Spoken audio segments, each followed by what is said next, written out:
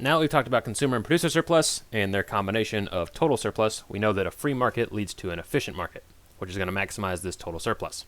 If a free market maximizes total surplus, why should the government ever intervene? Well, people like Leslie and Ben Wyatt would argue that the government can provide some goods and services that the private market may not be willing or able to provide. And people like Ron Swanson are going to take a somewhat different approach. Ron is definitely not a fan of government projects and is a champion of the free market, but Leslie Knope and Ben Wyatt do have a point. There are some times when government intervention may be better for social welfare. So in this video and in the coming videos, we'll talk about maximizing social welfare, not just consumer and producer surplus. So let's take a look here. What is government intervention? This week we'll talk about price controls, which are price ceilings and price floors. We'll talk about taxes, and we're going to talk about subsidies. Why would the government ever intervene? Well, we're going to talk about how they correct market failures, so we could break up a monopoly, or we could create goods that would be underutilized otherwise. We could also change the distribution of surplus, right? So if we would prefer that there was more producer surplus rather than consumer surplus, like we do for laborers, we could enact something like a minimum wage or a price floor in the labor market. The government may also intervene to encourage or discourage the consumption of goods. So something like we have a tax on tobacco or gasoline. We also have subsidies to some goods that we would like more of, like corn. And in this particular video, we're going to start talking about taxes. So Benjamin Franklin famously said, "In this world, nothing can be said to be certain except death and taxes." But why do we even have taxes?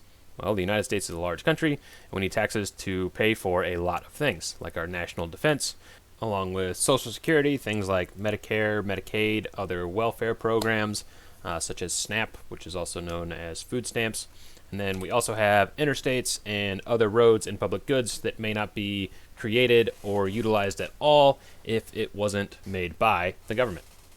Taxes are often used to correct for negative externalities. So things that would be, that when you consume are bad for people around you also, would be negative externalities. So this would be anything that causes pollution or smoking. These are examples of negative externalities. Me consuming this good or service is going to cause a bad outcome on you. There's also positive externalities. Positive externality, an example would be automatically braking cars, right? So I benefit from the automatically braking car that I bought because it stops for me when I would have rear-ended the car in front of me. And the car in front of me benefits as well because they don't get rear-ended. So that's a positive externality of my automatically braking car. Who pays taxes? Well, taxes can affect consumers or producers, or both, right? Taxes can affect anyone. We'll start off with the market for gasoline, and it's at an equilibrium price of $2. So over here we have the market for gas. We can see here's supply, here's demand, and our equilibrium price is right there, $2. We're going to consume 400 gallons of gasoline. Reports are showing that the use of gasoline is putting smog in the air, preventing bald eagles from seeing their prey. And since this is America, we want to save the bald eagle. So the government decides to levy a tax on producers to decrease the use of gasoline. So we're going to use a per unit tax or an excise tax. Those are the same thing in this class.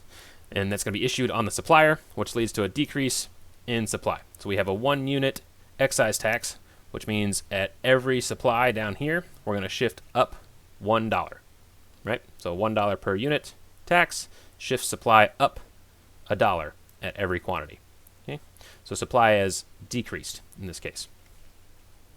What is our new equilibrium price in quantity, right? Over here, we were at a price of $2 and a quantity of 400.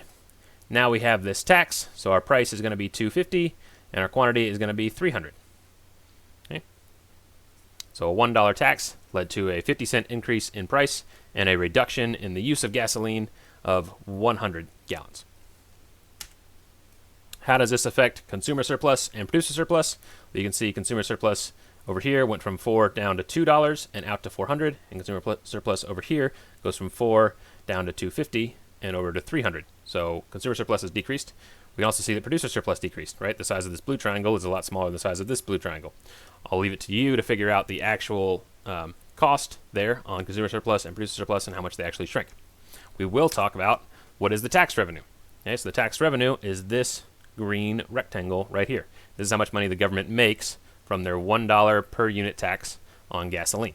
And to calculate the area of that rectangle, we're just going to take the height times the width. So the height is going to be 250 minus 150, and our width is going to be 300. That's how many we sold. So we've made $1 per unit of gasoline, and we sold 300. So 300 times $1 gives us $300. We also made deadweight loss, right? We're no longer maximizing total surplus. We've created this deadweight loss area from our tax. And our deadweight loss is just the area of that triangle, just like we talked about when we were calculating consumer producer surplus. We need to calculate the area of this triangle. So we're 1/2 base times height. And our height here is 2.5 minus 1.5, or $1. And our base is going to be 300 to 400, so 100. So 1/2 of 1 times 100 is 50.